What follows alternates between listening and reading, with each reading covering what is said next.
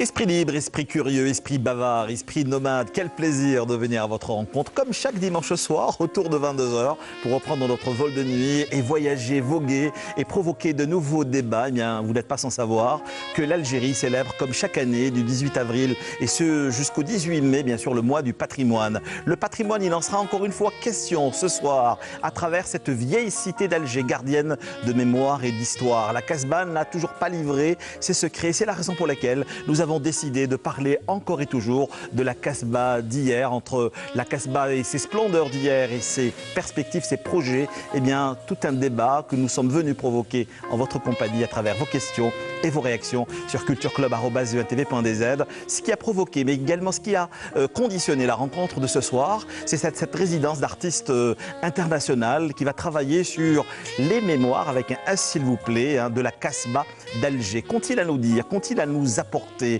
Qu'est-ce qu'ils vont réellement proposer dans leur réalisation, dans leur imaginaire, dans leur fonction? Eh bien tout ça, nous le provoquerons encore une fois ce soir pour les prochaines 55 prochaines minutes en votre compagnie bien sûr. Et pour le débat de ce soir, nous avons le plaisir d'avoir sur notre plateau cette activiste dans le vieil Alger, précisément dans la Casbah. Il s'agit de Nahla Naili, bonsoir. Bonsoir. Vous êtes artiste plasticienne, diplômée d'École supérieure des beaux-arts d'Alger. Vous avez participé à plusieurs festivals d'art contemporain. Je le disais, activiste au sein même de la Casbah. Alors, vous travaillez avec Houria Bouhaïred et bien d'autres dans cette association Sauvons la Casbah d'Alger. Vous avez entrepris diverses formations au Maroc, en Tunisie, sur la réhabilitation des médinas. Et actuellement, vous êtes doctorante à Paris 1, Panthéon-Sorbonne. Merci d'accepter notre invitation. Merci de m'avoir invité. C'est un plaisir. Autre regard, autre débat, autre discours. Eh bien, nous avons le plaisir également d'avoir sur notre plateau Richard Comte. Bonsoir. Bonsoir. Vous êtes artiste plasticien, vous êtes professeur des universités à Paris 1, Panthéon-Sorbonne. Et avec vous, ça va être, j'allais pratiquement dire, une forme de charge émotionnelle. Parce qu'avec l'Algérie et vous, c'est une longue histoire. Vous êtes né en Algérie, et plus précisément dans la région Skikda. Et vous me disiez, je suis dans une double réflexion, voire même dans un double discours, dans le sens, c'est le retour sur ma terre natale, mais à travers cette vision de pouvoir apporter, construire et reconstruire également des choses. Merci d'être avec nous encore une fois, Richard Comte. Troisième invité pour la rencontre de ce soir à travers cette résidence, je le rappelle encore une fois, d'artistes internationaux qui travaillent sur la mémoire de la vieille médina d'Alger. Nous avons le plaisir d'avoir sur notre plateau une voisine, elle nous vient de Tunisie. Elle, c'est Sadeka Keskes. Bonsoir.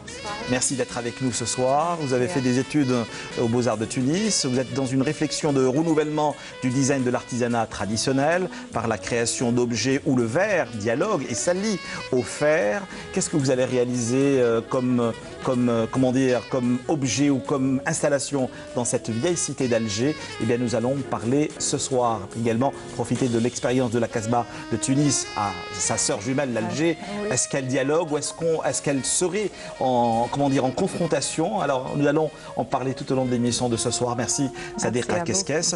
Et puis, rappelez-vous, il y a seulement quelques semaines, nous avions entre autres provoqué un débat autour d'un autre projet qui porte la vieille cité d'Alger, à savoir Casbah Behind the Legacy. Eh bien, elle a également participé à ce projet et elle continue aujourd'hui d'activer. Elle, c'est notre quatrième et dernière invitée pour la rencontre de ce soir. On va dire bonsoir à Nachida Suilamas. Bonsoir. Merci d'accepter notre invitation. Nachida Suilamas, vous êtes par contre dans une réflexion tout autre. Vous êtes dans une forme de questionnement sur l'identité. Mais de quelle identité il s'agit? Vous me disiez, je suis réellement, je suis et poursuis une forme de quête identitaire avec les riverains, les habitants de la Casbah. Vous vivez avec eux, mais qu'est-ce que cela va réellement donner comme expérience? Eh bien, nous allons parler tout au long de l'émission de ce soir. Merci d'être avec nous, Nachida Suilamas. Donc, la Casbah d'Alger entre expérience passée et perspective future. Il en est question ce soir. Question-réaction, cultureclub@eantv.dz. Rebonsoir Nahla Naili. Quel plaisir de vous recevoir. On a très souvent provoqué des débats autour de la réhabilitation, de la reconstruction, de la restitution, encore une fois, de cette vieille cité millénaire d'Alger. Si vous deviez, vous en tant qu'activiste, je le rappelle encore une fois, au sein de l'association Sauvons la Casbah d'Alger, si nous devions évaluer, évaluer ou donner un bilan sur ces 30 dernières années, même si vous êtes jeune, quel serait réellement aujourd'hui votre discours? Ouh là là, c'est une colle que vous me posez là.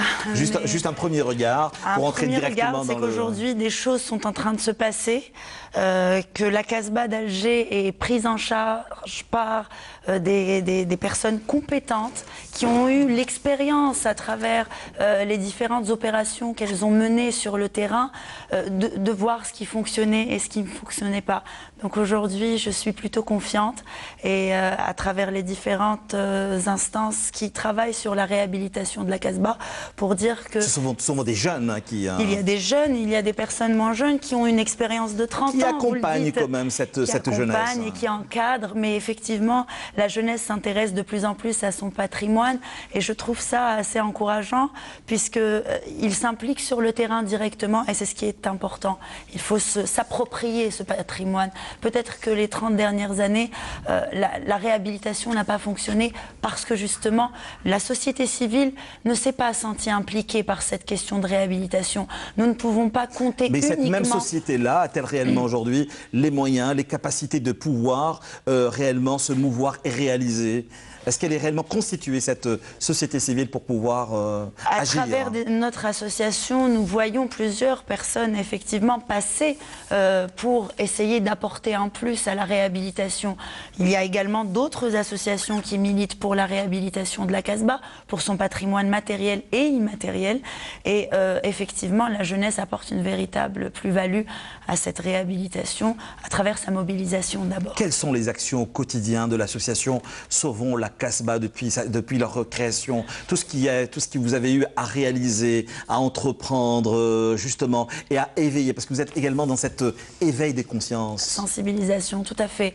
Alors nous avons initialement, l'association a été constituée pour la sauvegarde du patrimoine bâti de la Casbah, puisque notre présidente est architecte urbaniste et spécialisée dans le patrimoine arabo-musulman. C'est une passionnée.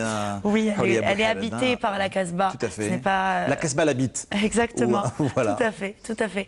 Et malheureusement, avec le temps, nous nous sommes orientés, notre mission s'est transformée davantage à la sensibilisation, à l'action directe auprès de la population qui vit à la Casbah, parce que nous avons constaté qu'il était nécessaire d'impliquer le citoyen et de le sensibiliser à la question de la réhabilitation. Donc nous essayons d'organiser des concours. Nous avons la Houma la mieux entretenue, la maison la mieux entretenue, le quartier le mieux animé, le quartier le mieux entretenu. Ce sont des concours qui sont organisés depuis quelques années. Il y a également le patrimoine et l'école qui a été une grande opération de sensibilisation des élèves de l'école primaire à la question du patrimoine, de la projection de soi dans ce lieu millénaire. Et donc, nos actions sont diverses. Aujourd'hui, nous entreprenons une résidence d'artistes afin d'introduire... Internationale, faut-il le rappeler à nos téléspectateurs? Oui, nous avons eu la chance d'avoir 5 artistes français et une artiste tunisienne qui ont travaillé et qui continuent à travailler sur la question de l'espace, de l'identité et d'autres thèmes en rapport avec cette dimension multiple de la réhabilitation. Nahla Laili, on parle très souvent de, vous le disiez à l'instant dans votre discours, de réhabilitation. Mais moi, cette fois-ci, j'aimerais bien vous entendre parler de régénération de ce tissu urbain. Mais comment peut-on réellement aujourd'hui régénérer un tissu qui se meurt au quotidien? Eh bien, écoutez, c'est l'artiste qui va vous répondre. Je pense qu'aujourd'hui, notre projet, en tout cas, consiste à implanter des œuvres d'art pour qu'elles soient en dialogue avec le public, avec les habitants également. Et c'est une façon de régénérer. Bien sûr, nous n'inventons pas l'eau tiède. Ça a été réalisé dans plusieurs pays à travers le monde, entre autres en Tunisie et au Maroc, avec des activités artistiques et culturelles. Il y a le festival Interférence, Festival des Lumières, qui a lieu à la Médina de Tunis sur 4 jours et qui draine plus de 300 000 personnes. Il y a également le festival des musiques sacrées du monde à la Médina de Fès qui ressemble un petit peu dans sa configuration à la Casbah d'Alger. Donc aujourd'hui, nous voulons travailler sur une forme de réhabilitation symbolique de la Casbah. Nous essayons... Réhabilitation et régénération à travers des actions artistiques. Tout à fait, une revitalisation pour que la jeune génération d'abord et puis tous les autres par la suite... On peut parler d'une approche nouvelle Tout à fait. Elle est inédite. Ouais. Cette approche est inédite et je le sais parce que... c'est une première. Voilà, c'est une première en Algérie. Effectivement, il y a eu des opérations qui ont, artistiques et culturelles qui ont Mais été... pas d'une telle envergure. Non, et pas surtout avec de tels spécialistes, puisque nous avons la chance d'organiser cette résidence en partenariat avec l'Université Paris 1 Panthéon-Sorbonne et l'Institut ACT, qui ont une expérience dans la régénération et la revitalisation des espaces patrimoniaux. Vous êtes dans le domaine, donc j'imagine que vous avez déjà entendu parler de ce grand projet Alger Horizon 2030 porté par le président de la République pour justement revitaliser, donner un autre regard, porter un autre regard sur le patrimoine urbanistique mais également architectural. Dans quel cadre pourrait réellement s'inscrire la Casbah entre la ville moderne et la ville traditionnelle et historique? Elle est le noyau elle est la ville historique, elle est le noyau de la ville. Elle est également elle pourrait réellement s'inscrire et se fondre dans cette modernité, se projeter dans cette modernité. Complètement. Eh bien, vous parlez d'un sujet que j'ai traité lors de ma soutenance aux Beaux-Arts d'Alger. C'est pour ça que je vous pose la question. Tout à fait. J'avais traité cette question de périmètre de la Casbah et d'espace tampon entre la nouvelle ville et la ville historique. Et nous avions implanté des œuvres équipées d'un système qui transforme l'humidité présente dans l'air en eau potable. Donc la modernité y est, la technologie également.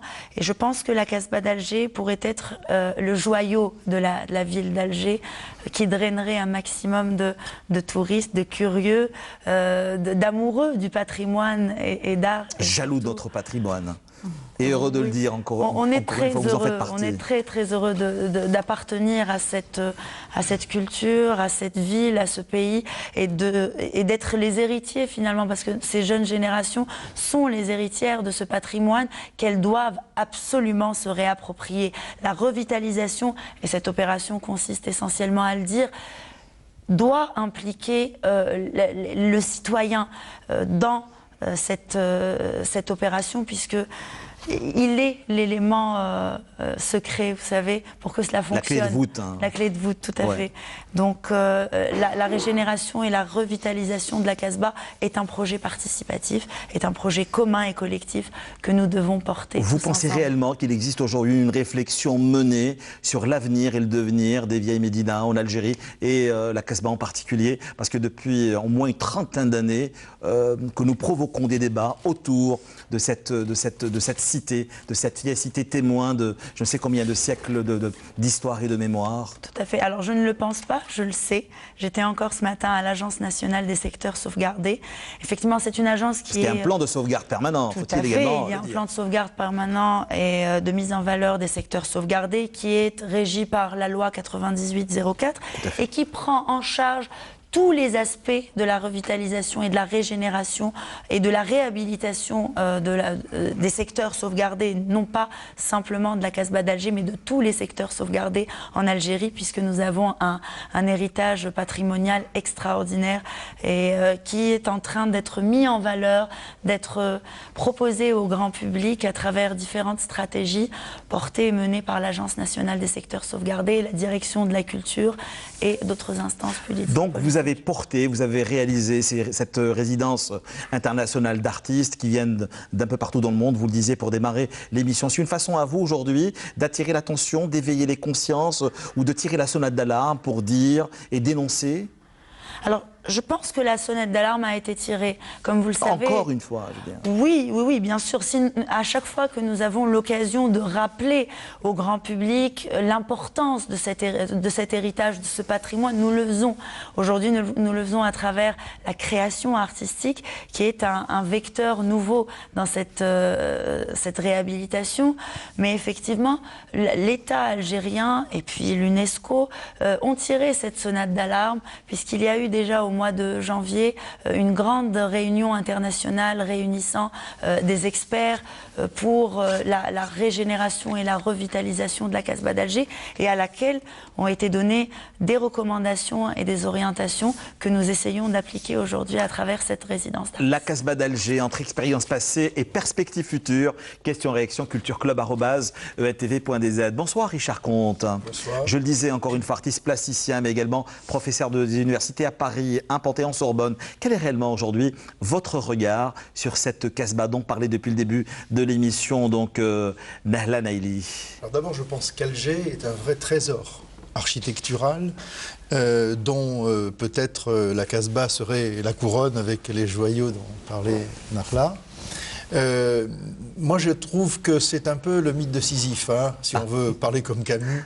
Mais le mythe de Sisyphe, il faut le prendre positivement. C'est-à-dire que tous les jours, il faut remonter la pierre en haut de la montagne, mais il ne faut jamais s'arrêter. C'est comme pour les travaux d'Hercule. Hein.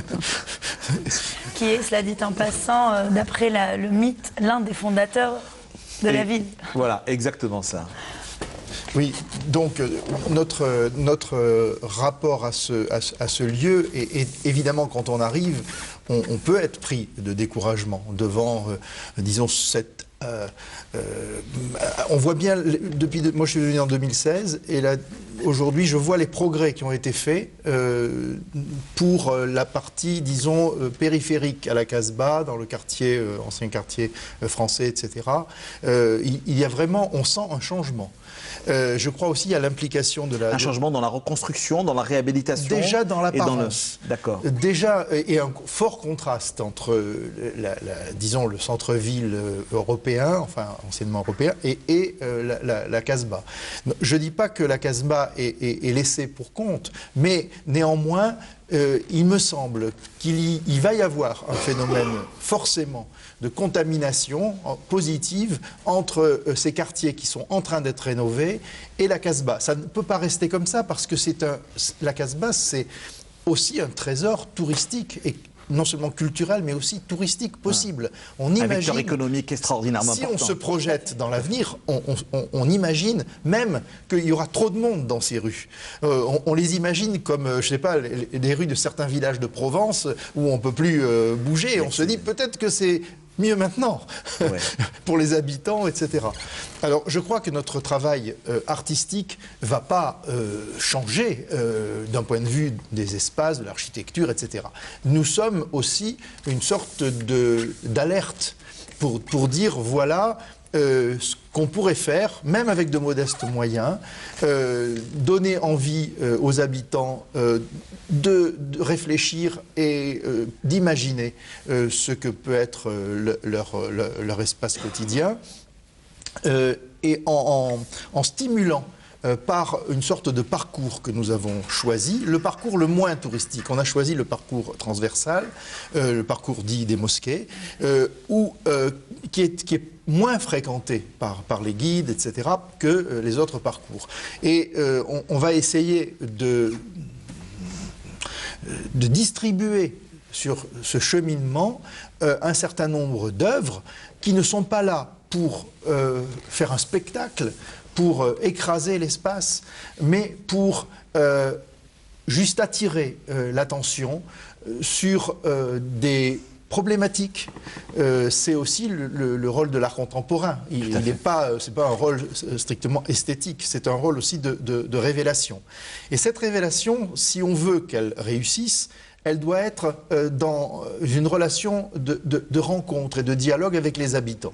Et c'est par là que ça commence pour tous les artistes, et c'est sur ce critère que nous les avons, disons, recrutés et approchés, parce que ce sont des artistes qui sont dans la coopération, qui considèrent que l'art est une forme de négociation. Et qu'il faut essayer de ne pas plaquer du décoratif, de cacher la misère, hein, d'une certaine façon, comme disent les maçons, avec un peu de peinture, mais au contraire, trouver du sens dans la relation entre ce qui est à explorer parce qu'il y a toute cette architecture avec ces soubassements, avec ces termes d'ailleurs qu'on nous a expliqués de façon très fine, hein, architecturaux, toute cette sédimentation de tradition architecturale. Et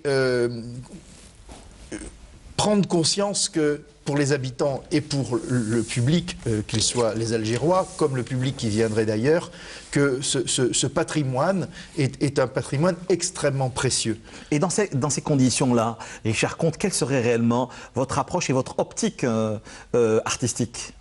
Alors, pour ma part, là c'est en tant qu'artiste plasticien, j'ai repéré un spot qui est une sorte de partie que je vais restaurer. Donc création in situ. Hein. Oui, in situ. Ouais. Et par hasard, en fréquentant la maison de la famille Bouhired, j'ai vu une photo avec le dernier lion de l'Atlas tué par les Français en 1940.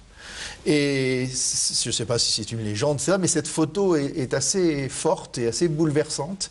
Et je voudrais réintroduire, ou introduire de manière symbolique, ce lion qui est aussi réinsuffler la vie à ce lion. Un emblème pour les Algériens, sur un mur de la Casbah. Ça sera une peinture iridescente faite avec...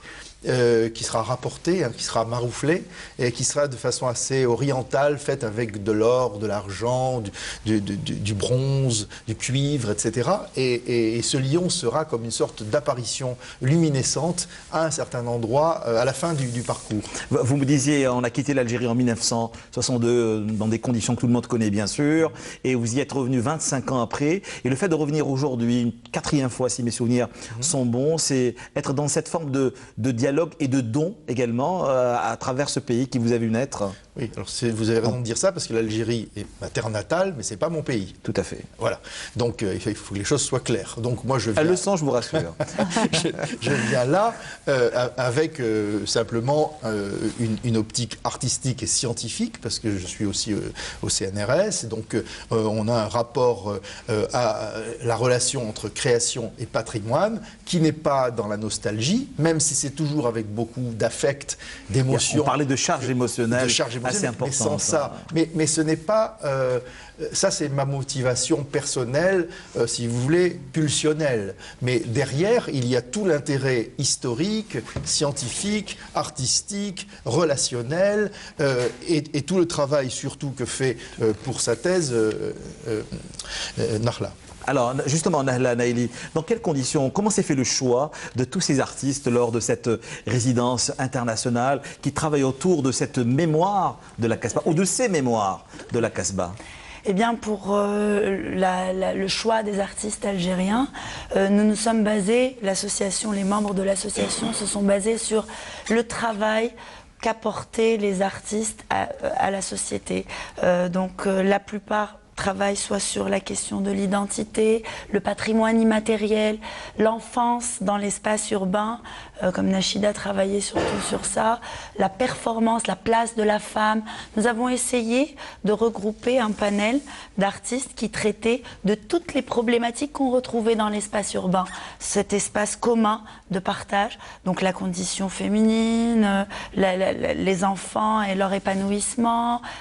Il y avait donc, nous avons fait appel à ces artistes qui on leur a envoyé le projet, on les a informés des différentes étapes et de ce qui était attendu dans le cadre de cette résidence, et ils ont tous répondu OK. Alors, en quoi est-ce que les univers, les réalisations, justement, et l'approche plastique et que sais-je encore de Sadiqa Keskes vous a-t-il parlé en premier lieu pour l'y inviter pour cette résidence internationale d'artistes? Alors, vous savez pas, Sadiqa Keskes fait des choses merveilleuses. Elle est maître verrier formée à Murano. Elle est rentrée en Tunisie. Je vais la laisser se présenter toute seule. Non, mais parlez-moi d'abord mais ce qui nous de a sa attiré, présence.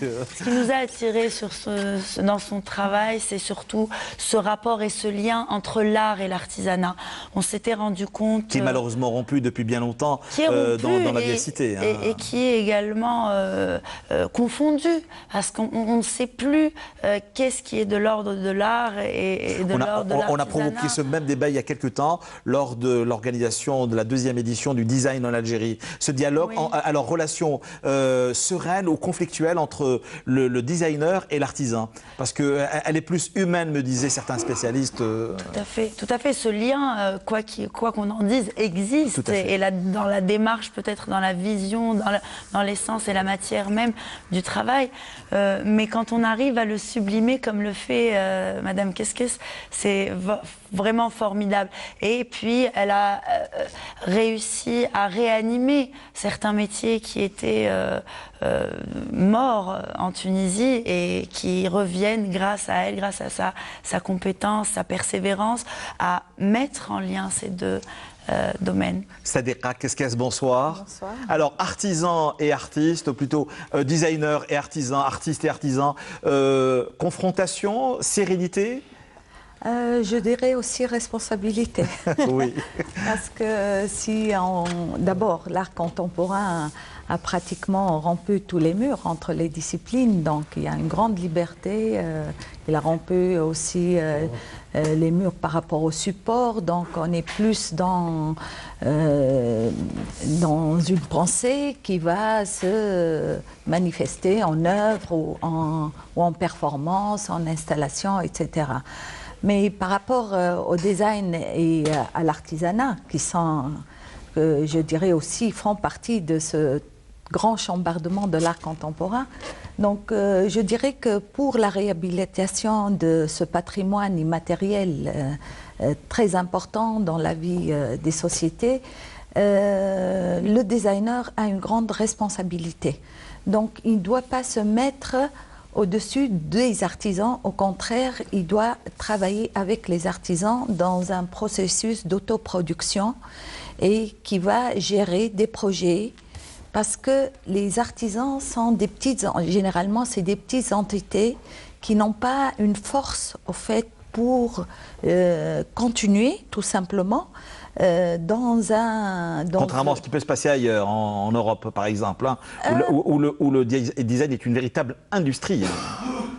Oui, mais bon, disons qu'on parle du design et de la production fait main. Donc on est plus dans, même si l'industrie du design vêtements est une vraie industrie, hein, même en culture on parle d'industrie culturelle. Donc, tout à fait. Mais au fait, l'importance par rapport au patrimoine, ce patrimoine immatériel, le rôle de designer est très important. Donc elle est très importante parce que les temps ont changé, on n'est plus vraiment consommateur de ce qu'on fait, donc on produit beaucoup pour le tourisme où il y a énormément de métiers qui sont perdus, donc qui disparaissent, etc. Donc ça, le designer va donner un élan qui va aider plusieurs artisans, des communautés parfois, pour faire avancer, donc pour avoir une sauvegarde avec la continuité, parce que c'est la plus importante. On peut sauvegarder en mettant des objets dans des musées, etc. Mais le patrimoine vivant est encore plus important, c'est le garant du futur. Donc, et puis aujourd'hui, on sait aussi que dans l'industrie, effectivement, le travail manuel, l'artisanat revient, elle prend sa place parce que il y a énormément de choses qui ont été découvertes dans des tout petits ateliers, par exemple tels que la fibre de la céramique. Aujourd'hui, elle est utilisée pour tous les satellites, etc. Elle a été découverte dans un tout petit atelier de verrier. Donc l'importance des choses qui sont en rapport direct au corps, c'est de là que part la pensée et que part aussi le développement, le futur. Alors, la découverte de la Casbah d'Alger, c'est une première réellement aujourd'hui dans votre...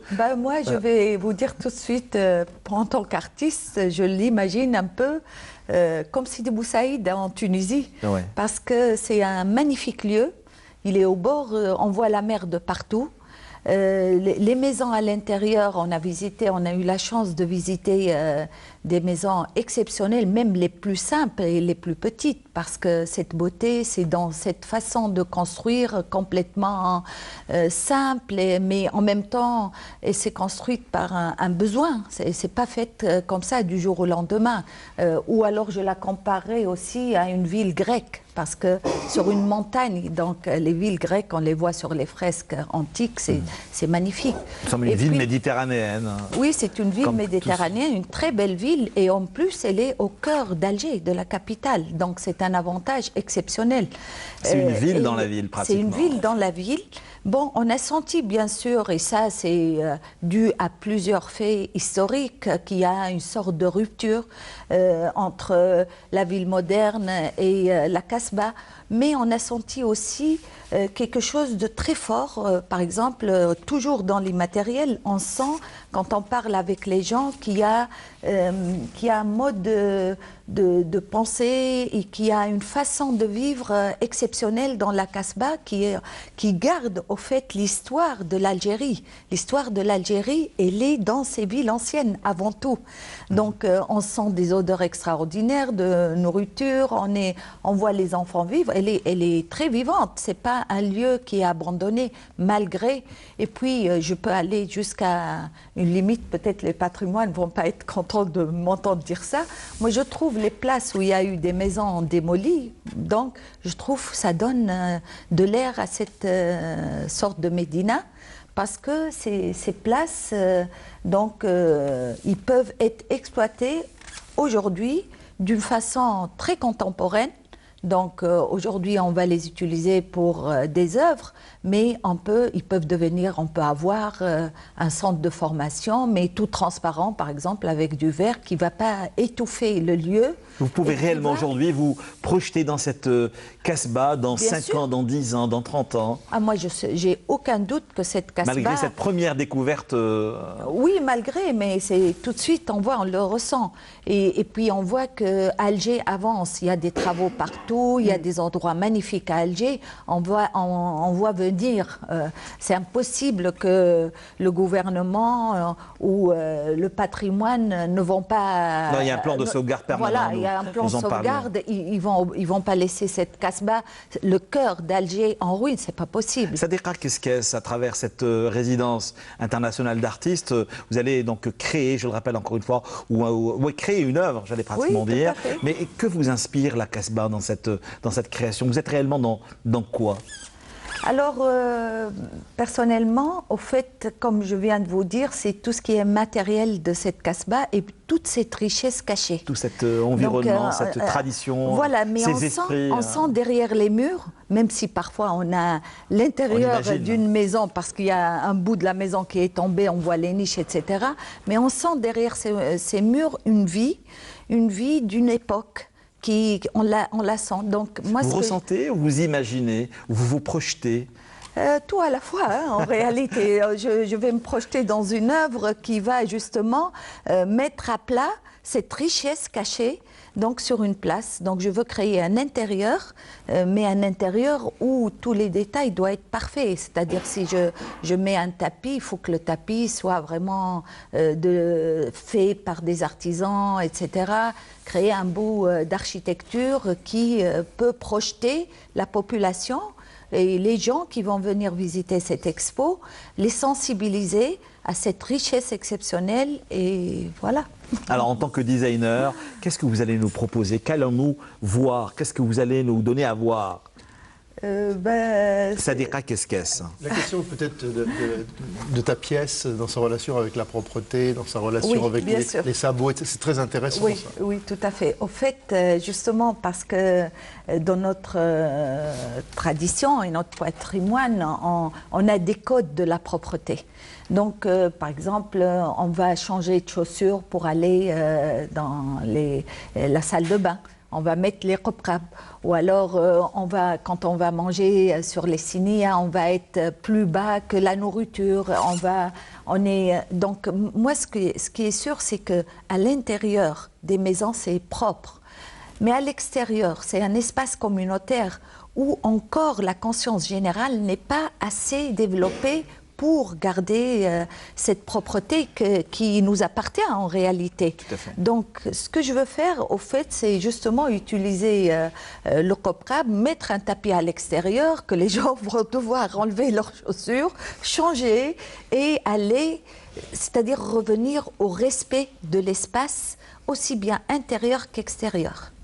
Alors, j'imagine que ceux qui nous regardent, Nahla Naili, après donc, la tenue de, parce qu'elle a eu lieu il y a seulement quelques jours, le devenir de toutes ces créations, de cette exposition, est-ce qu'elle serait réellement elle resterait dans cette maison familiale en tant que témoin d'un passage, ou est-ce qu'elle serait dans une forme de nomadisme, que ce soit en Algérie, mais également hors de nos frontières, pour proposer un autre regard, une autre perception de la Casbah? La bonne nouvelle, c'est qu'elles ne vont pas être installées à la maison, à l'atelier Ness. J'imagine que vous pensiez à ce lieu. Tout à fait, exactement. En réalité, comme nous travaillons en partenariat avec la Wilaya d'Alger et l'Agence nationale des secteurs sauvegardés, également l'Office de gestion et d'exploitation des biens culturels et enfin le ministère de la Culture, nous avons un circuit.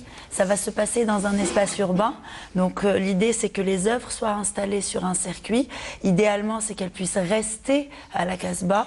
J'espère que les habitants joueront le jeu de veiller à préserver ces œuvres le plus longtemps possible et à les garder. Donc elles resteront à la Casbah. Si toutefois il est nécessaire de les déplacer, peut-être que nous les installerons ailleurs, mais elles seront faites pour la Casbah.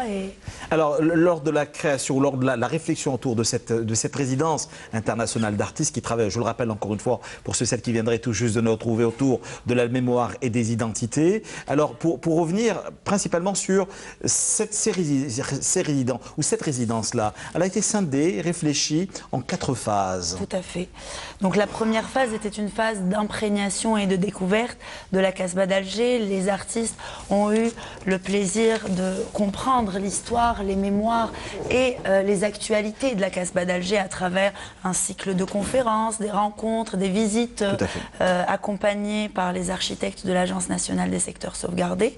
La deuxième phase consistera à produire les œuvres in situ durant 6 jours. Le 7e jour aura lieu l'inauguration de l'exposition.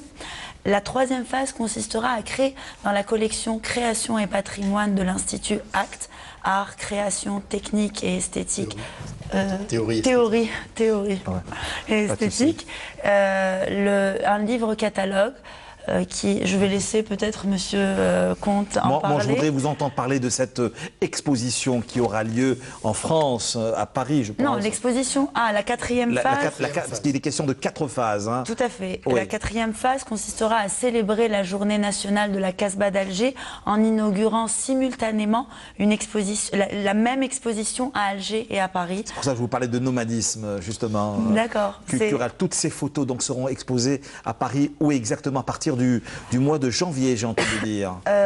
Février, la journée nationale de la Casbah. Au mois de janvier, nous inaugurons le livre catalogue et au mois de février, pour la journée nationale de la Casbah, nous inaugurons l'exposition. Richard Comte, ces photos, ces réalisations donc réunies dans un seul et même catalogue. Vous portez également ce projet? Bien sûr, mais je voudrais dire néanmoins que d'abord, il y a ce circuit que nous allons faire ici à la Casbah, avec des œuvres qui certaines seront pérennes, d'autres seront très éphémères, dureront parce que ce sont des sortes de performances, par exemple avec des ânes notamment, et d'autres seront comme les habitants décident de leur sort. Hein, elles dureront le temps que les habitants, les intempéries, etc. voudront bien qu'elles durent. Et cet ensemble est aussi couvert par des photographes qui vont en même temps, qui sont eux-mêmes aussi des artistes, et qui vont avoir un regard sur ces événements que nous allons ensuite restituer dans une exposition à Paris, donc en février. Voilà, donc ces 4 phases sont vraiment très bien articulées et on peut en omettre aucune. Voilà, donc ça se projette dans le temps et dans l'espace. Dans le temps, mais sur un temps relativement court, c'est-à-dire quelques mois en réalité. Ouais, c'est quand même très important. Hein. Voilà. Ouais. Alors, je le disais, activiste au niveau même de la Casbah, c'est un projet que vous portez depuis quelques mois et vous êtes réellement arrivé à le réaliser à travers des partenaires qui ont cru en ce projet-là, à une forme de revitalisation réellement de ce tissu urbain ancien de la capitale, donc Alger. Oui. Je le rappelle encore une fois, Nahla Naili. Tout à fait. Eh bien, je tiens d'ailleurs à remercier nos sponsors qui ont été... qui ont cru en ce projet. Qui ont cru et qui ont été la raison pour laquelle nous sommes tous aujourd'hui ici, puisqu'ils ont financé cette résidence et qui nous ont permis de réaliser ce projet dans les meilleurs délais. Par la suite, nous avons imaginé, puisque nous avons un décret exécutif en Algérie, le 1129, qui est en faveur de... Et qui stipule, il faut le dire à nos téléspectateurs. Et qui stipule que les entreprises sont exonérées de 10% de leurs impôts lorsqu'elles sponsorisent ou qu'elles sont en partenariat, qu'elles portent des projets culturels en faveur du patrimoine algérien. Donc nous sommes allés voir plein de sponsors avec ce document et nous avons eu un retour extraordinaire de la part de nos sponsors qui ont été tout de suite sensibles à cette question de revitalisation et de régénération de la Casbah par la création artistique, puisqu'ici nous portons deux sujets à la fois, celui du patrimoine et celui de l'art. La réhabilitation de l'art dans l'espace urbain se fait également. Merci.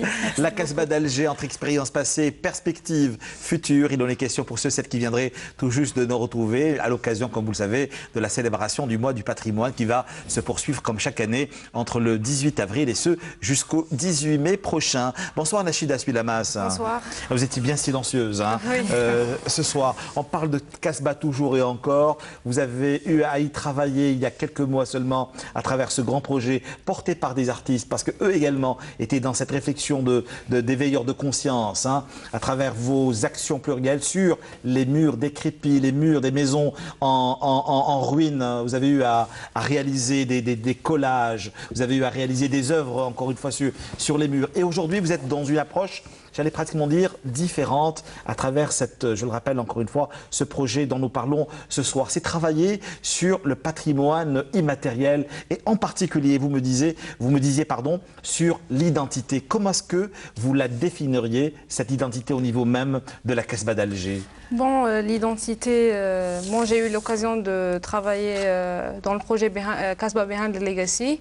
Donc, c'était un projet qui s'est fait dans une courte phase. Donc, on n'a pas vraiment eu le temps de réfléchir à des concepts qui seraient bien réfléchis. Parce qu'on est également dans l'art éphémère. Exactement. C'était plus dans une approche éphémère.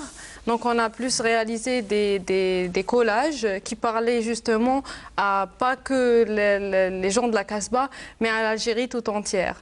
Donc, on a réalisé... Tout ce qui traverse ce vieux quartier d'Alger. Donc, on a créé un parcours, en fait... Une forme de circuit. Oui, une forme de circuit qui se répète justement dans la résidence. Donc, c'est ce qui m'a intéressée aussi.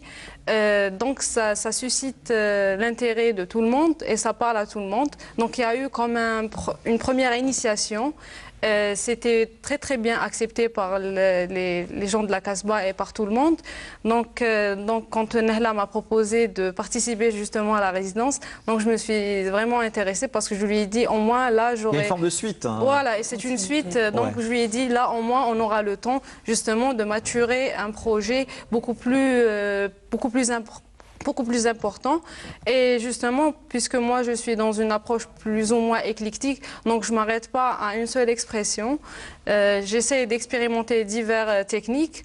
Et là, je vais faire plus de l'installation, pas un collage. Donc c'est différent. Donc, ça par rapport à ce que vous avez eu à produire dans Casbah Behind the Legacy. Oui, donc là, on aura plus de temps à parler aux gens, à voir leur mode de vie, comprendre leurs réflexions, parce qu'au-delà de la réhabilitation de l'architecture de la Casbah, il y a quand même un intérêt vers éveiller les consciences, parce que la Casbah, il faut que les gens de la Casbah comprennent qu'il joue vraiment un rôle dans la réhabilitation aussi du patrimoine immatériel.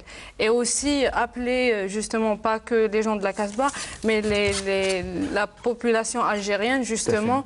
La Casbah à l'image d'autres vieilles cités sur l'ensemble du territoire national et même au-delà, la Tunisie en l'occurrence, juste en face, en un vol d'oiseau pratiquement. Parlez-moi justement du discours des riverains. Est-ce que vous les avez approchés facilement? Sont-ils dans une, comment dire, sont-ils dans un rapport sont-ils dans une forme d'espoir ou de désespérance concernant donc justement ce vieux tissu urbain qui se meurt malheureusement? C'est mitigé. Il y a des gens qui sont très réceptifs, qui ont de l'espoir, mais il y a aussi des gens qui sont dans le désespoir et qui disent « moi j'aimerais quitter pour aller être relogé ».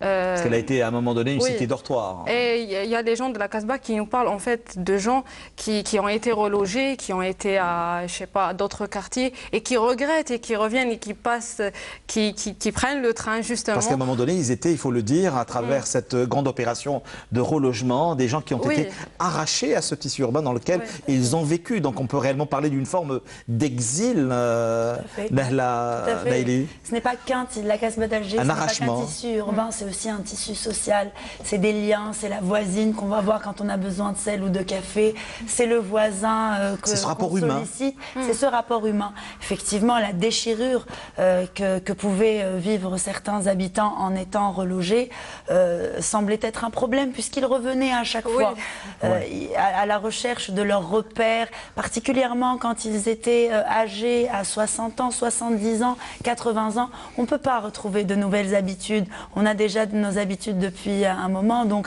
il y avait toujours un retour vers cette médina. Alors peut-être que la solution serait de reloger les gens, dans le cas où ça deviendrait nécessaire, les reloger ensemble. Voilà. Garder ce tissu social vivant. Et Nachida Suidamas, vous me parliez donc depuis le début de votre intervention sur votre rapport, ou le rapport du moins à ces identités plurielles, même si souvent les identités sont meurtrières, mais en particulier sur comment on appelle ça déjà, le patrimoine immatériel. De quelle façon vous allez restituer, artistiquement parlant, tout cela? Bon, je vais travailler justement sur le reflet. Donc, en créant un reflet, justement, la personne peut se projeter dans le reflet, c'est-à-dire se projeter dans cette ville, justement, et susciter un intérêt de questionnement. Parce quand on est devant un miroir, on se pose généralement des questions existentielles. Et quand ce on est reflet... dans quoi? Dans le qui suis-je? Le jeu est souvent détestable dans ces conditions-là. Pas qui suis-je, mais quel serait mon rôle aujourd'hui pour justement réhabiliter ou contribuer de manière directe ou indirecte pour réhabiliter justement le patrimoine de la Casbah. C'est ce que je suscite par mon intervention. C'est-à-dire que les gens de la Casbah seront dans un questionnement perpétuel. Voilà. Sur le devenir? Sur le devenir, sur comment contribuer petit à petit. Et comment se projeter? Exactement. Et comment se projeter dans ces murs qui sont vraiment en ruine ou délabrés. Alors cette fois-ci, j'ai bien envie d'entendre les discours de Essadé Keskes, mais également Richard Kant. Parlez-moi de votre regard sur ce que vous avez eu à voir, à entendre de cette jeune génération, de ces talents que vous avez rencontrés pendant toute cette semaine au niveau même de la Casbah. Moi, j'imaginais en vous écoutant là quelque chose qui s'est passé dans certains quartiers de Paris, c'est-à-dire une espèce de... J'imaginais dans 20 ans la Casbah avec des sortes de bobos algériens et une gentrification de la Casbah où habiteraient finalement tous les bourgeois bohèmes et la population finalement que nous voyons, des artisans un peu précarisés, etc., évidemment seraient relogés ailleurs. Et puis là, dans cette Casbah, vous voyez, on peut aussi craindre ce processus qui a lieu un peu partout. Parler de Sidi Bou Saïd. Voilà, Sidi Bou Saïd, c'est un lieu très bourgeois maintenant depuis longtemps. Hein. Voilà. Moi, je suis. Vous avez peur que la Casbah soit bourgeoise? ça serait aussi... La sauver aussi par la même occasion. Oui, voilà, il ne faut pas être trop scrupuleux non plus parce que l'état de dégradation actuel est très préoccupant et on ne peut pas se le cacher. Les problèmes liés à l'eau, par exemple, hein, les infiltrations, la fragilité, le caractère connexe des maisons qu'admirait Le Corbusier, mais qui, quand il y en a une qui s'effondre, les autres s'effondrent derrière. Ne pas oublier non plus que nous vivons aujourd'hui, nous évoluons sur un tissu sismique assez important. Absolument, hein. absolument, Ouais, tout à fait. absolument. Mais ça, pour le tissu sismique, on nous l'a bien expliqué. Il y avait traditionnellement les tuyas qui permettaient. Bon, je ne vais pas rentrer dans ces Elle détails. témoigne encore de plusieurs siècles. Voilà. hein. Exactement. Ouais. Mais ce que je vois aussi, c'est qu'il y a un véritable vivier d'artistes algériens ici. Alors non seulement dans notre projet, mais au-delà, et que ces artistes algériens, il faudrait qu'ils puissent donner toutes leurs mesures et tout leur souffle. Et on le voit bien avec nous, avec des artistes comme Rachid Koraïchi, Kader Atia, Adel Abdesemed, etc., qui sont reconnus de façon internationale que l'Algérie. Mais ceux-là ont été souvent formés dans des écoles d'art en Europe, aux États-Unis, etc. Et je pense que ici même, à Alger et dans d'autres villes, j'en ai rencontré à Oran, etc., il y a un vivier de créateurs, de jeunes créateurs, avec une audace, avec un désir et des qualités artistiques qui vont au-delà de ce qu'on peut imaginer quand on vient là, parce que quand on voit la vieille peinture des écoles, que ce soit pour la Tunisie à l'école de Tunis, mais ici à la même chose. C'est-à-dire des peintres qui sont associés à toute une tradition liée à l'époque de la France, la nostalgie de Matisse, la nostalgie de Klee, etc. C'est très beau, mais on finit par reproduire comme ça des formes de peinture qui sont au fond assez désuètes. Et on a tous ces jeunes artistes qui ont des possibilités, des audaces, et on en a parmi nous, mais c'est incroyable. Donc je crois qu'il faut vraiment avoir confiance et leur donner tous les moyens de pouvoir développer tout ce talent. Je pense que c'est vraiment, ça serait dommage de ne pas le faire, vraiment. Elle le disait en début d'émission, donc justement, il est question non seulement d'éveil de conscience, et par la même occasion, à travers toutes vos actions au quotidien, je le rappelle encore une fois, au sein de l'association Sauvons la Casbah d'Alger, vous êtes en train de réfléchir aujourd'hui encore une fois à ce circuit touristique justement qui pourrait faire rencontrer cette vieille Casbah d'hier, mais qui est surtout qui se projette du moins. C'est une chose très importante dans le futur, ne plus la conjuguer au passé décomposé. Mais pensons à ce télescopage entre la vieille Casbah d'Alger et cette énergie des jeunes artistes contemporains. Ouais. C'est là qu'il y a ce frottement qui peut provoquer une énergie prospective et instauratrice d'œuvres, mais aussi de régénération des modes de vie. La Casbah doit en premier lieu nous inspirer le futur et non nous renvoyer vers le passé. Hein. C'est réellement ça sur lequel... Quand on sait d'où on vient, on sait où on va. Et après la conférence extraordinaire de M. Abdelrahman Khalifa dans le cadre de la résidence... On pourrait l'écouter pendant des heures. Complètement. J'ai retenu mes larmes tellement c'était beau. Et il nous passionne. Il est passionné et il arrive à nous passionner également par l'histoire de cette ville.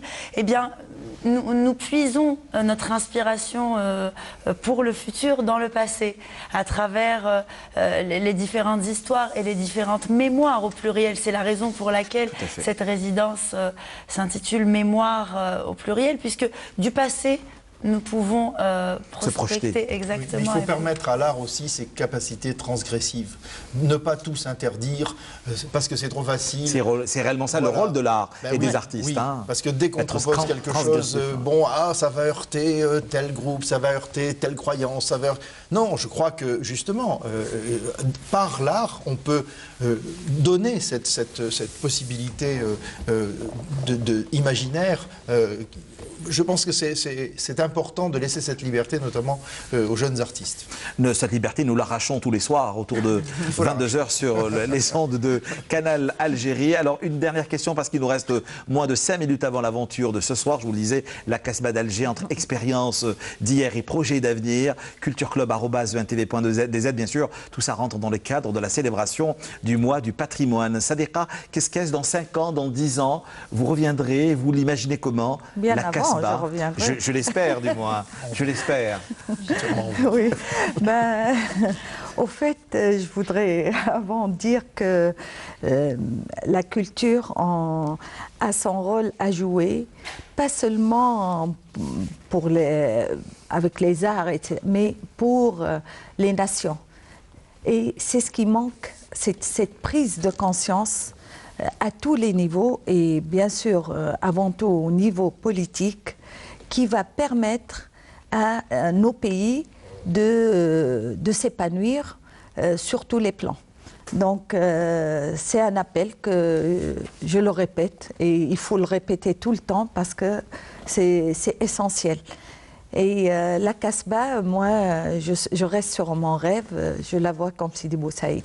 Ah bah écoutez, franchement, je vous imagine écrire des nouvelles ou des ouvrages sur votre passage à quelques nuits, bien sûr, ici à la Casbah d'Alger, sans pour autant faire référence aux 1001 nuits, pour aller au-delà de l'exotisme, bien sûr. Oui. Alors, dernière question que je vous poserai à vous, Nachida Suilamas, qu'avez-vous réellement à dire, sans démagogie aucune, à l'attention en direction des jeunes qui désespèrent de voir cette Casbah, comment dire, se détruire ou être dans une forme de destruction continue?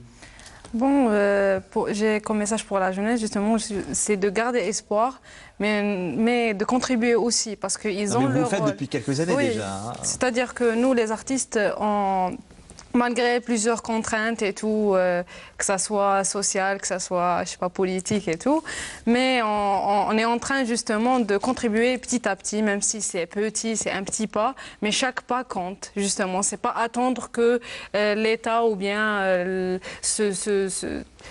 c'est-à-dire attendre l'État qui prenne la responsabilité, il donne les moyens, bien, c'est commencer petit à petit par des petites actions, et c'est comme ça qu'on va construire reconstruire la Casbah, mais plus ou moins aussi aller dans la continuité du patrimoine immatériel, justement. Mais surtout qu'elle est témoin de plusieurs siècles d'histoire et de mémoire, faut-il encore le dire. Qu'est-ce qui va réellement se passer? Aujourd'hui, la résidence, demain, j'imagine, d'autres projets, infatigable artiste que vous êtes, Nahla Naili. Tout à fait, oui. Eh bien, il y a plein de projets qui se prospectent à l'horizon et j'espère qu'on autour du patrimoine, autour de l'art.